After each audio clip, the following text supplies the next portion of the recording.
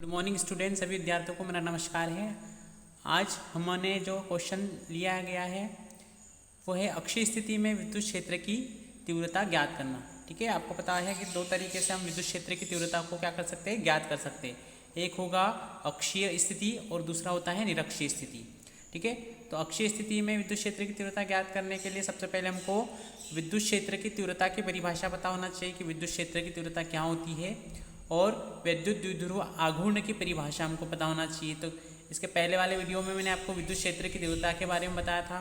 ठीक है, तो आज हम अक्षीय स्थिति में विद्युत क्षेत्र की तीव्रता ज्ञात करेंगे। तो सबसे पहले अक्षीय स्थिति, ठीक है, क्रिएट करने के लिए, बनाने के लिए हमने दो बिंदु आवेश लिए हैं। एक पर है आपका धनात्मक आवेश और एक पर है ऋणात्मक आवेश। ठीक है, अब इनको अगर हमने नाम दिया किसी पॉइंट को ए और इसको दे दिया आपका बी, ठीक, तो ए बी जो रहेगा आपका क्या बन जाएगा, वैद्युत द्विध्रुव बन जाएगा। ठीक है, तो वैद्युत द्विध्रुव बन गया। इसके अगर बिंदु बीच में आपने एक सेंटर कंसीडर किया ओ नाम का, मतलब ओ जो हो जाएगा इसका क्या हो जाएगा, मध्य बिंदु हो जाएगा।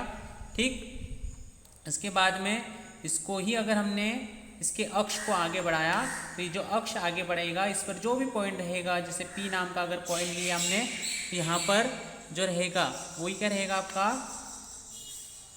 कौन से ना, अक्षीय स्थिति में बिंदु रहेगा P। ठीक है, तो अक्षीय स्थिति की परिभाषा क्या हो जाएगी, जब कोई बिंदु हमको जिस पर क्या करना रहता है, विद्युत क्षेत्र की तीव्रता ज्ञात करनी होती है, बढ़ाए गए द्विध्रुव अक्ष पर स्थित होता है, तो उसे हम द्विध्रुव के सापेक्ष कौन सी स्थिति में कहेंगे, तो अक्षीय स्थिति में कहते हैं। ठीक है, अब यहाँ पर दो आवेश है आपके कारण, तो दो प्रकार की विद्युत क्षेत्र की तीव्रता जनरेट होगी। यहाँ पर प्लस के आवेश के कारण मान लेते हैं कि जो विद्युत क्षेत्र की तीव्रता जनरेट हुई है वो है E1 आपकी। ठीक, तो E1 की जो रहेगा AP के अनुदिश रहेगी इसकी दिशा। ठीक है, और जो माइनस क्यू आवेश है, तो माइनस क्यू आवेश के कारण जो विद्युत क्षेत्र की तीव्रता जनरेट होगी वो होगी E2, और इसकी डायरेक्शन किस टाइप में होगी, PB की ओर ना, या P से लेकर B की ओर होगी। ठीक है, तो जहाँ पर हमारा आवेश है, जिस पॉइंट पर हमको विद्युत क्षेत्र की तीव्रता ज्ञात करनी है, उनके बीच की डिस्टेंस का हम यूज़ करते हैं। तो यहाँ पर अब ये O जो है सेंटर है, तो ये L और L में क्या कर देगा, इसको डिवाइड कर देगा, तो L और L में ये डिस्ट्रीब्यूट हो जाएगा, और O से P के बीच की डिस्टेंस को हम मान लेते हैं कि क्या है, R है। तो इस तरीके से हमारा डायग्राम कंप्लीट हो जाएगा। तो इस तरीके से हमको डायग्राम बनाना है अक्षीय स्थिति में, मतलब P जो है हमारा बी बिंदु अक्षीय स्थिति में है, और यहाँ पर ही हमको क्या करना है, विद्युत क्षेत्र की तीव्रता ज्ञात करनी है। ठीक है, इसके पहले वाले वीडियो में बताया था मैंने आपको कि विद्युत क्षेत्र की तीव्रता के लिए नोटेशंस क्या होता है, कि अगर E है हमारे पास में, तो E इज इक्वल टू हम क्या लिख सकते हैं, F अपॉन में Q0। ठीक है, तो ये नोटेशन होता है जहाँ, ठीक है, मतलब अगर कोई बिंदु आवेश रखा हुआ है तो उस पर आवेश के कारण जितने बल का वो क्या करेगा, अपने ऊपर अनुभव करेगा, उसे ही उस बिंदु पर विद्युत क्षेत्र की क्या कहेंगे, तीव्रता कहेंगे। ठीक है, तो चलिए आगे बढ़ते हैं। डायग्राम आपको समझ में आया होगा, इसके नोटेशन कौन कौन से यूज़ किए हमने वो आपको समझ में आएंगे। ए बी हमारा क्या हो जाएगा, विद्युत द्विध्रुव हो जाएगा। इसकी जो लेंथ होगी यहाँ से ए से बी, एल और एल कितनी हो जाएगी, 2L, तो 2L क्या हो जाएगी, ए बी की लेंथ हो जाएगी, लंबाई हो जाएगी। P उस बिंदु को मानेंगे हम जिस पर हम क्या कर रहे हैं, विद्युत क्षेत्र की तीव्रता ज्ञात कर रहे हैं। ठीक है, तो चलिए इसको आगे और सॉल्व करते हैं। ठीक है, तो डायग्राम हमने यहाँ पर बना लिया है। अब यहाँ पर आपको ये जो भी नोटेशन हमने लिखे हुए हैं उनको आपको लिखना है। ठीक, अब सबसे पहले यहाँ पर जो आवेश है, प्लस क्यू आवेश किस पर है, ए पर है ना, ए पॉइंट पर है, तो यहाँ पर हम लिखेंगे सबसे पहले कि प्लस क्यू आवेश के कारण के बिंदु P पर ना क्या ज्ञात कर रहे हैं, विद्युत क्षेत्र की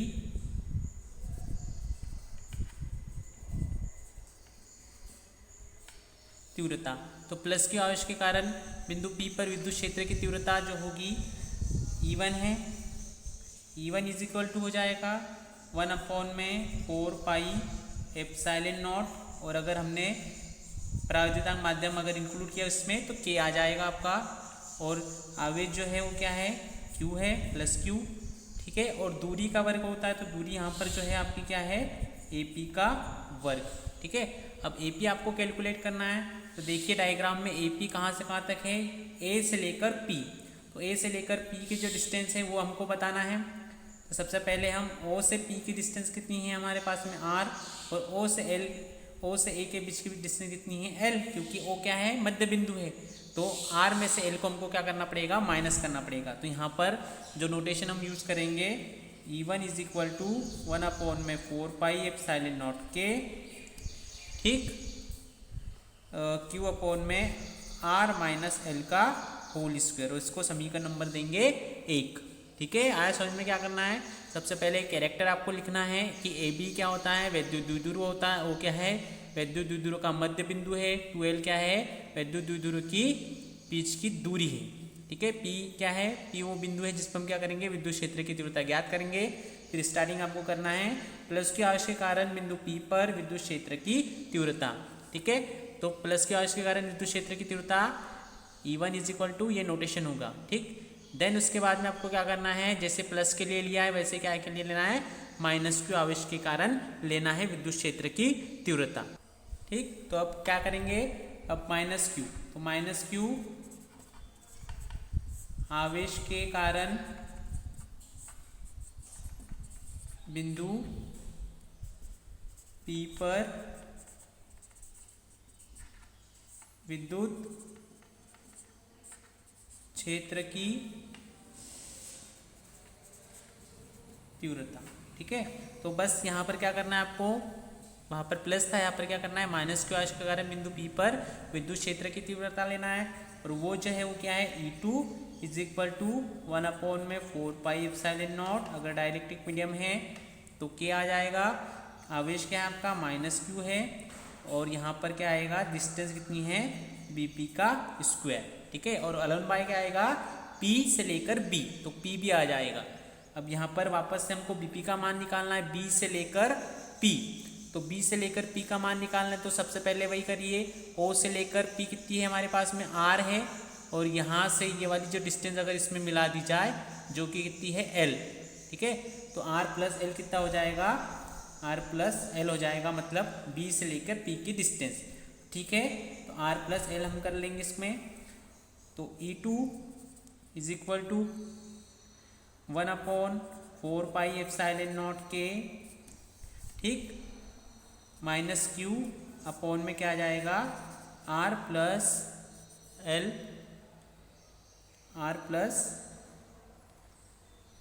L का होल स्क्वायर, ठीक है। तो R प्लस L का होल स्क्वायर, इसको समीकरण नंबर देना है आपको 2। तो समीकरण नंबर 1 और 2 बन चुका है हमारे पास में, ठीक है।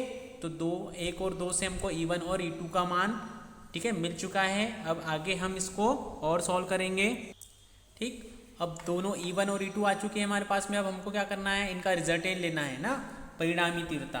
तो परिणामी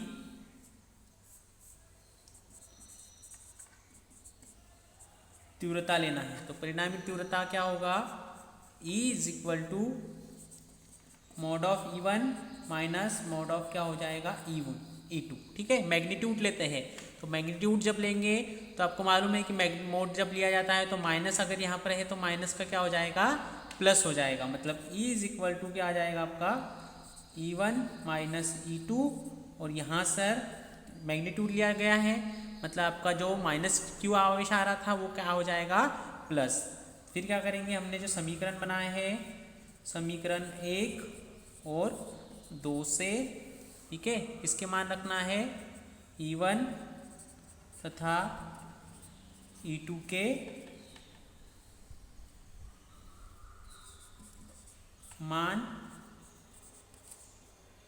रखने पर, ठीक है। E1 और E2 का मान हमको रखना है, किस में रखना है, तो ये जो इक्वेशन बनी है, आप चाहो तो इसको इक्वेशन नंबर 3 दे सकते हैं। तो 3 में आपको मान रखना है E1 और E2 का। तो चलिए मान रखते हैं। तो E इज इक्वल टू क्या हो जाएगा, 1/4πε0 K, क्यू अपॉन में आर माइनस एल का होल स्क्वायर, बीच में क्या रहेगा माइनस 1 अपॉन में 4 पाई एप्सिलॉन नॉट के, ठीक है। क्यू अपॉन में आर प्लस एल का होल स्क्वायर, यहाँ पर माइनस नहीं रखना है क्योंकि हम मैग्नीट्यूड ले रहे हैं, यहाँ पर माइनस रिमूव हो जाएगा, ठीक है। अब दोनों समीकरणों में से मतलब दोनों जो टर्म्स हैं उसमें से क्या कॉमन आ जाएगा, तो कॉमन चीज़ निकाल लेंगे हम। देखो क्यू दोनों साइड में है तो क्यू को कॉमन निकाल लेंगे और 4 पाई एप्सिलॉन नॉट के को भी कॉमन निकालेंगे। अंदर जो रिमेनिंग टर्म रहेगी हमारी वो रहेगी 1 अपॉन में आर माइनस एल का whole square and minus 1 upon R plus L का होल स्क्वायर, ठीक है। अब जैसे ही हमने 11 में पढ़ा था कि भाई जो फिजिक्स होता है वो मैथमेटिकल लैंग्वेज है, ठीक है। तो आपको इसको क्या करना पड़ेगा, सॉल्व करना पड़ेगा। तो सॉल्व करने के लिए E is equal to Q upon 4 pi epsilon naught R plus L का whole square minus R minus L का होल स्क्वायर, ठीक है, अपॉन आर माइनस एल का whole square and R plus L का whole square, bracket क्या हो गया closed, ठीक है। तो इसको वापस और सिंप्लीफाई आपको करना है।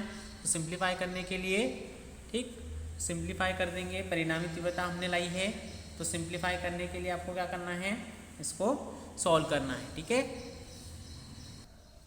चलिए आगे सॉल्व करते हैं। E is equal to Q upon में 4 पाई एप्सिलॉन नॉट के, ठीक, आर स्क्वायर प्लस, ठीक है, sorry minus L square plus 2RL, ठीक है। ये फर्स्ट स्टेप होगी। ए माइनस एल स्क्वायर का होल स्क्वायर था यहाँ पर, ठीक, बीच में क्या है minus R square plus L square, तो ये माइनस का हो जाएगा और माइनस माइनस क्या हो जाएगा प्लस 2RL, ठीक है, divided by A minus A square minus B square उसका होल स्क्वायर। तो यहाँ पर फॉर्मूला क्या बन जाएगा, R square minus L square then उसका होल स्क्वायर, ब्रैकेट हो गया क्लोज्ड, ठीक है। फॉर्मूला याद है आपको, फॉर्मूला क्या होता है ए स्क्वायर और बी स्क्वायर और उसका होल स्क्वायर का फॉर्मूला अप्लाई किया हमने। यहाँ पर होता है ये ए स्क्वायर